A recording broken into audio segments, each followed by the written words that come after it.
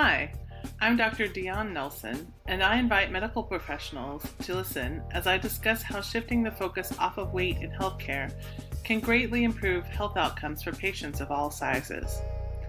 I will be exploring what it means to practice in a weight-inclusive paradigm and discuss tools to implement these ideas in practice.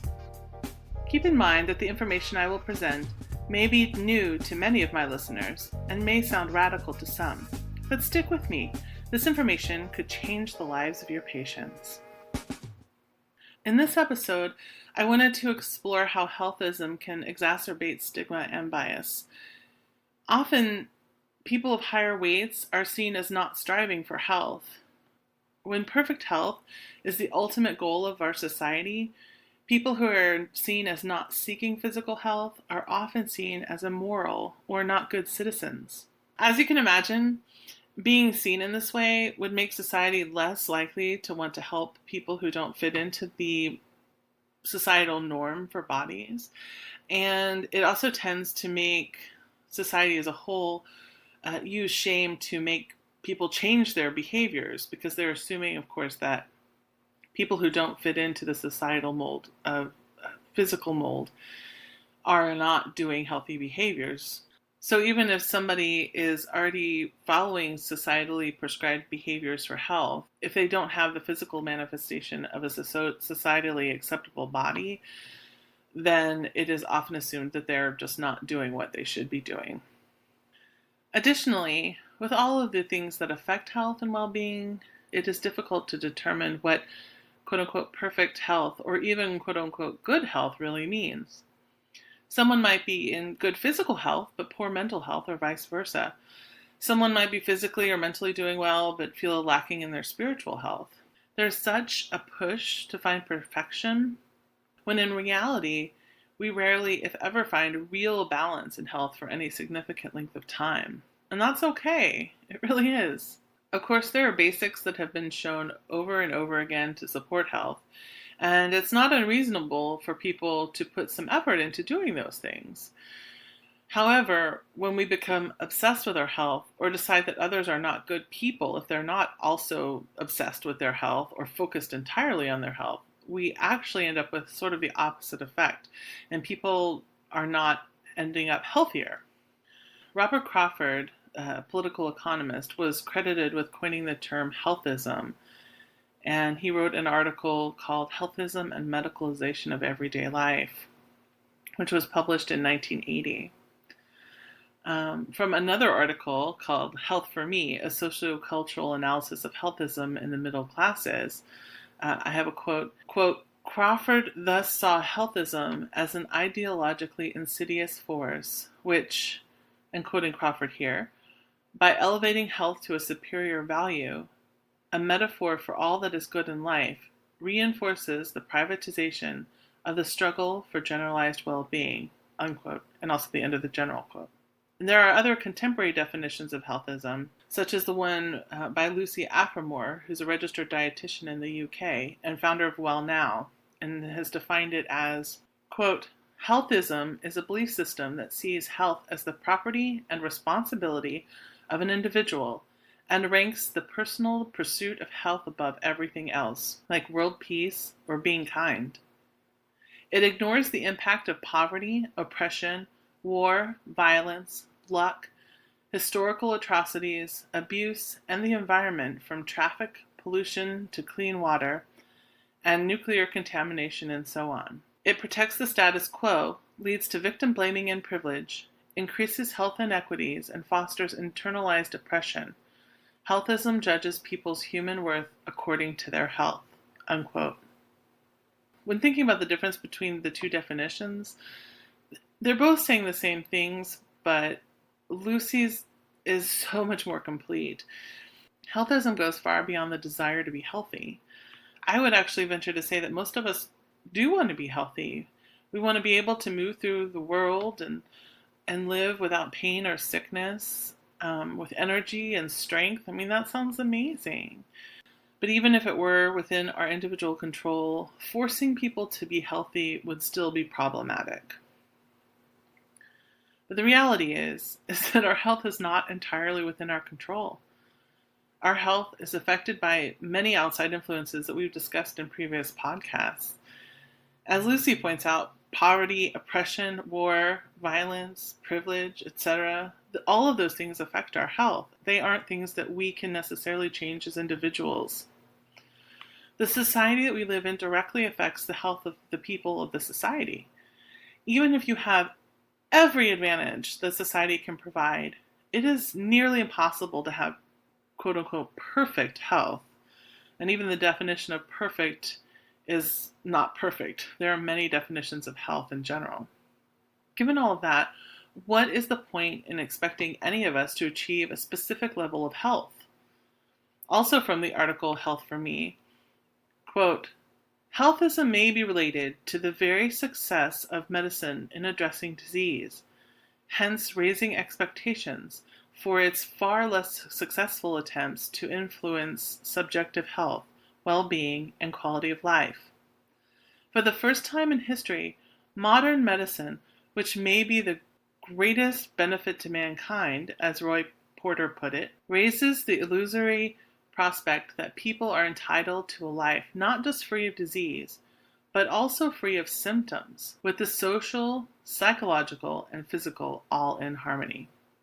So basically, because we expect to have perfect health, we are more demanding of our medical professionals and have greater expectations of the medicine and research that claims to be making and keeping us healthy. Now, of course, we should expect medical professionals to do the best that they can to keep us healthy, but certainly no one is a miracle worker.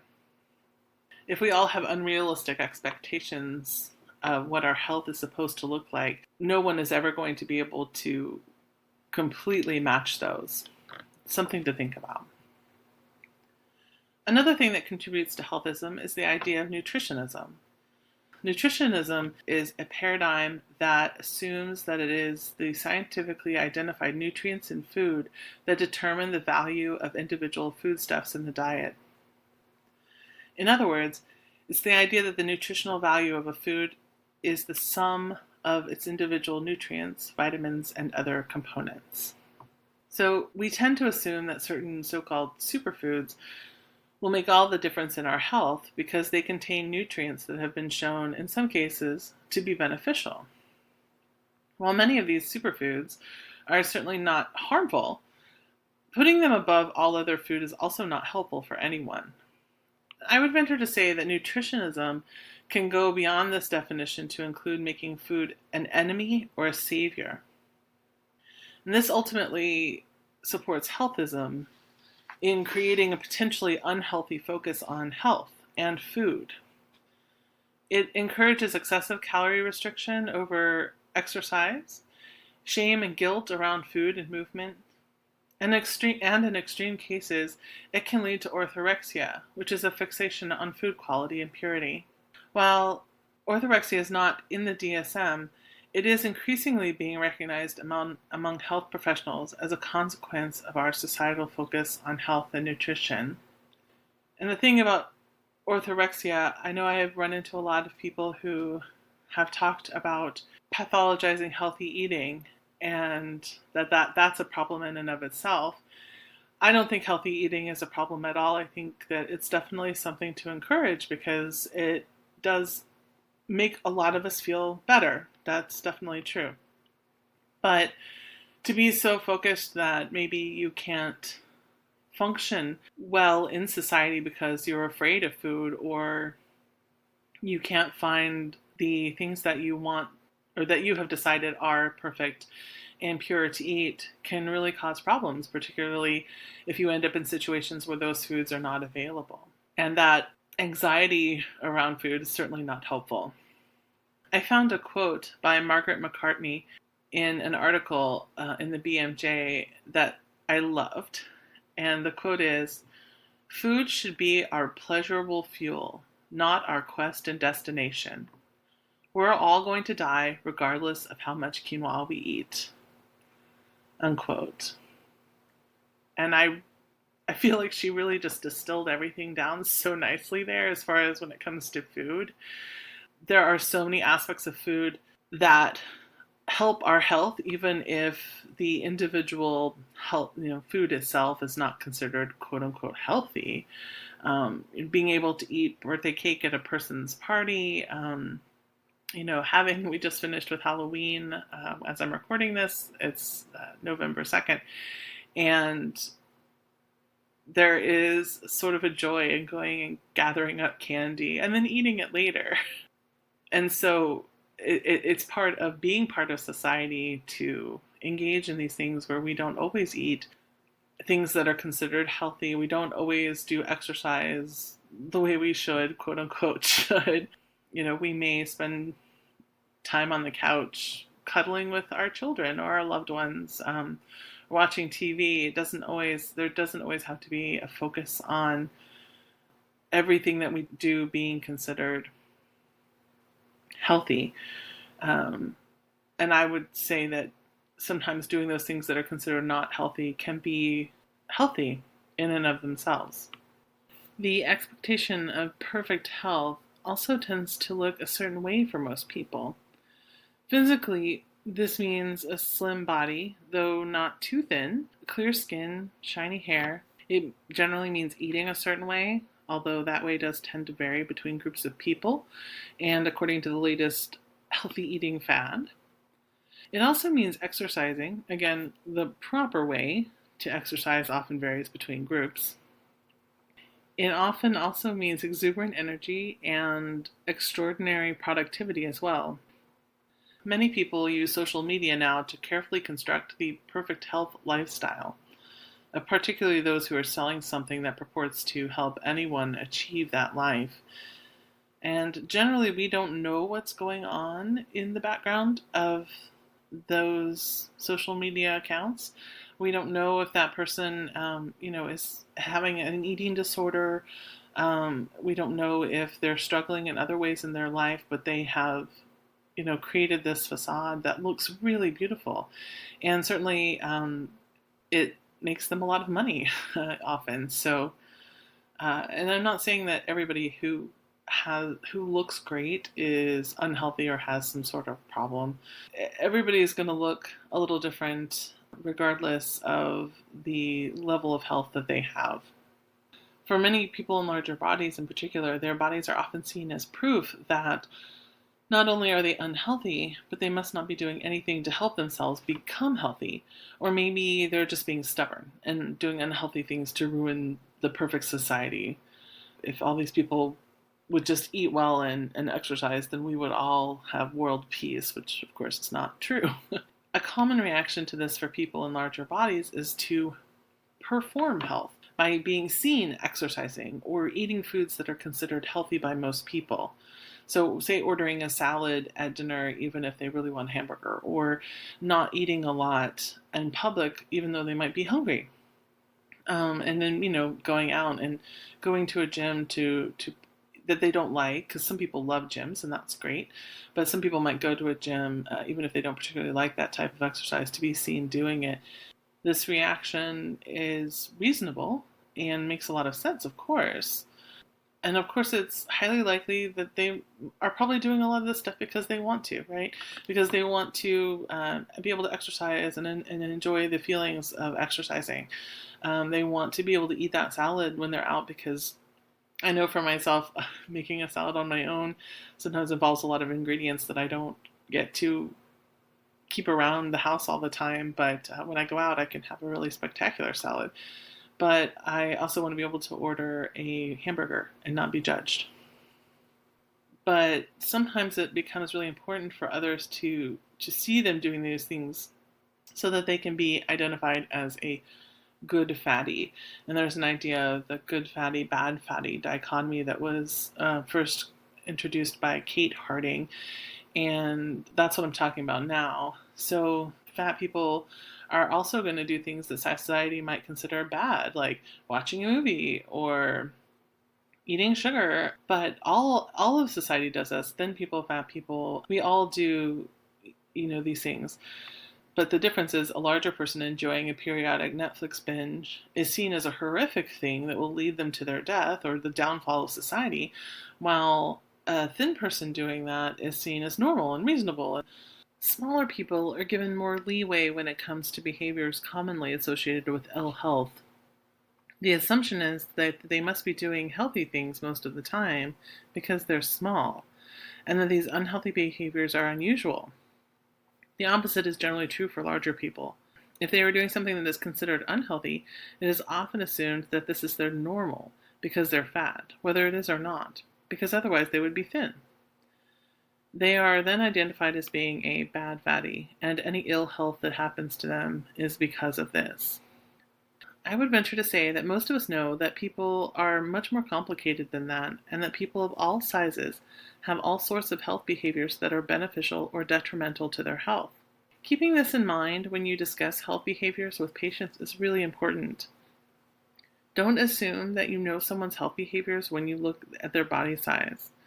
All you can assume when you see somebody's body size is your level of bias towards somebody of their size. Always ask what they do. Sometimes people use tobacco or drugs to keep their weight down artificially. Sometimes they're not eating at all to lose weight, but are still larger. Sometimes they're eating a diet full of fruits and vegetables, doing moderate exercise, sleeping well, and managing their stress, but they're still large. Sometimes they're sitting around all day eating chips or other snacks, but are thin and don't feel good. Sometimes they're thin and athletic and seem to be healthy but still have a heart attack at the gym. Making assumptions doesn't help anybody's health in the end, and whether it's assuming that they're healthy because they're thin or whether it's assuming that they're unhealthy because they're fat. Now I would like to talk about patient autonomy. Whether a person decides to engage in healthful habits or not, they are deserving of respect and care. I often hear frustrated doctors firing patients for not doing what they're told or being non-compliant. I get that frustration, but people are complicated creatures and sometimes take a long time to change habits, even when they're initiating those changes themselves. Using motivational interviewing techniques can help medical professionals find out why their treatment plans are not working. Maybe the treatment plan is too vague. Telling someone to eat healthy, exercise, and lose weight leaves a lot of room for interpretation. It can help to find professionals in fitness and nutrition who are weight inclusive and can help patients reach their goals. With that training, they might have options to work with patients that will help them become healthier in general. But even if your patient is refusing to accept treatment, finding out why is important. Treating them like they're an idiot is not helpful. Certainly, not every doctor is right for every patient either. It is important for patients to find doctors who are best able to help them accomplish the things that they want to accomplish. It is important to find out what the patient's goals are, not just focusing on your goals as a physician. I think it's also important to communicate your goals as a physician to your patient, regardless of how they actually respond. I find that the patients are much more interested in working with me if I'm giving them the reasoning behind my thoughts and the reasoning behind my treatment plans. They're much more likely to do it than if I just say, hey, take this. Having complete information is also incredibly important for patients to make the most appropriate decision for their own bodies and health. It is incredibly important to remember that there are so many things that affect health that are outside of a person's individual control. And I know I say this over and over again, and I really do not think that it can be repeated enough. We often do assume that people have equal access to the things that promote health, like healthy food, places to exercise, being able to get sufficient sleep, being able to get rest in general, being able to control our stress, and that most of us know is not accurate. Additionally, being able to have access to regular medical care as opposed to emergency care is something that a lot of people don't have access to. And part of the problem of healthism is that it assumes all of these things are things that people have access to. Without access to these things, particularly regular medical care, as opposed to emergency care where people are going in when they are in crisis already, these things can cause a lot of ill health that otherwise might not be happening if people had the opportunity to go into to get cared for early. And some of this is, due to financial issues, insurance issues, and that could be an entirely other podcast. But keeping in mind that the size of someone's body also significantly affects their ability and their willingness to go get regular healthcare, regular health screenings, is something to pay attention to. And to assume that your fat patients are coming in when they are in crisis, that they were not aware that they were having health problems, really means that one would have to be blind to the fact that maybe they're not coming in because they don't feel comfortable. And if we were able to create a place and a situation where people of all sizes are comfortable coming in to see doctors, and they know that they're going to be cared for in a evidence-based manner, then we would see potentially fewer people in crisis, particularly fewer people of size in crisis. And then, of course, we still have to work on our entire medical system and paying for that and all of that. But at the very least, this is something that we can do. We can make a difference. We can make our offices more inviting to people of all sizes and creating a situation where people of all sizes are going to be wanting to come in and see their physicians regularly. And those things can support our health system even as we try to deal with the various inequities that are also out there. A little bit of a ramble there. But I really hope that you all think of what I've said here and really consider how you look at people and how you look at your own health and the health of the people around you, not just your patients. And, if we can maybe relax a little bit around that, we might all be a little happier, which would probably make us all a little healthier. Thank you all for listening. I really appreciate your support. If you enjoyed the podcast or learned something new, please subscribe as it helps amplify this important message.